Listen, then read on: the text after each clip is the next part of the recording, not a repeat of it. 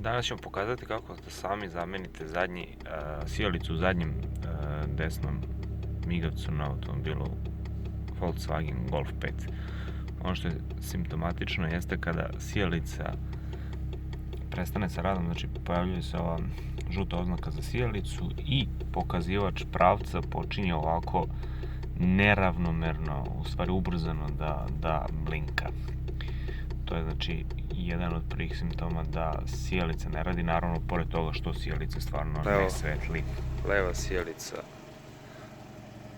pokazivača levog pravca svetli kako treba, dok desna ne svetli. Uključena su sva 4 pokazivača pravca. Evo, ovaj se vidi da u retrovizoru, znači desni pokazivač pravca u retrovizoru svetli, a ovaj ne svetli.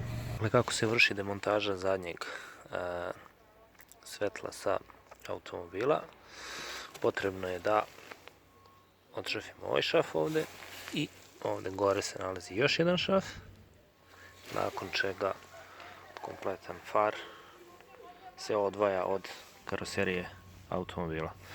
Kada se far odvoji, potrebno je odvojiti takođe i ovaj džek sabirnice svetala. Dakle, odvijač 10 mm i jedna obična, znači račna, koju ćemo postaviti odvijač i odviti ovaj šraf. Nepristupačno, ali dobro. Idemo sa odvijanjem.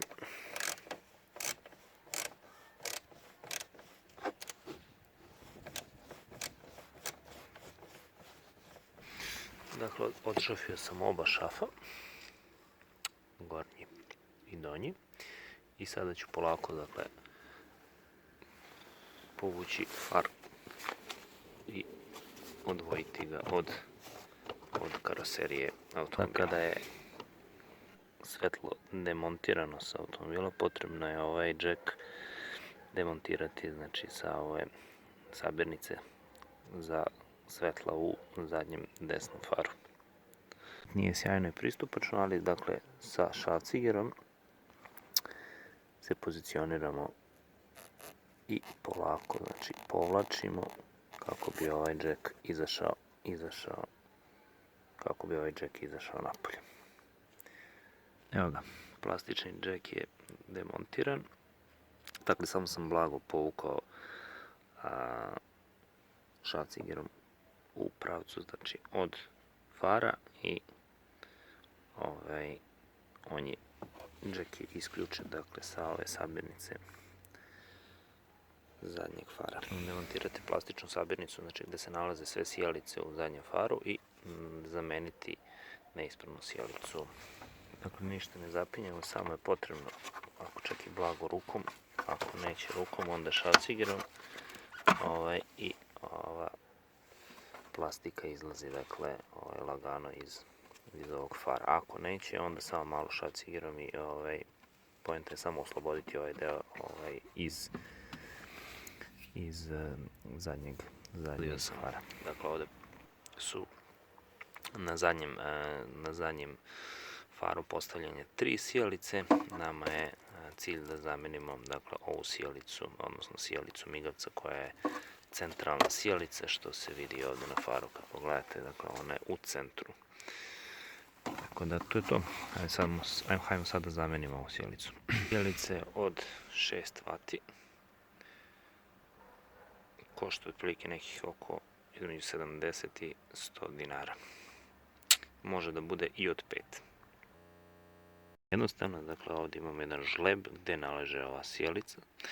Okrenut ćemo i izvući ćemo, dakle, sijalicu iz ovog žleba i postaviti novu na njeno mesto.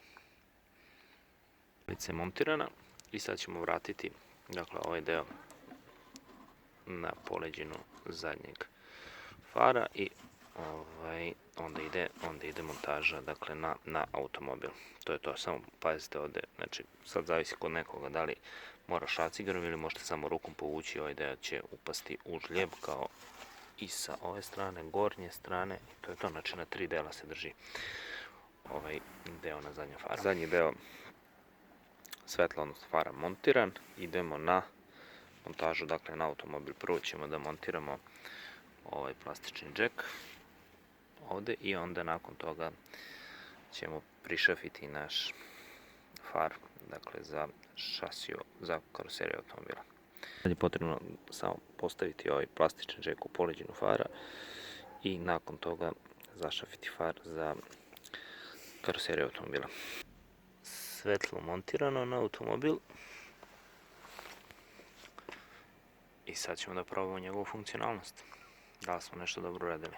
Montiranja, da pogledamo da li smo uradili dobro posao. Dakle, sada kada se uključi automobil u rad, ne bi trebalo da svetli žuta indikacija, odnosno lampica za ispravnost sijalice, i kada uključimo, znači, desni pokazivač pravca, onda ne bi on trebao da svetli onako sa onolikim ponavljanjem kao što je svetlao ranije. Znači, treba bi uobičajeno da indikuje da je uključen desni pokazivač pravca. Prvi znak je dobar, znači nemamo žutu lampicu.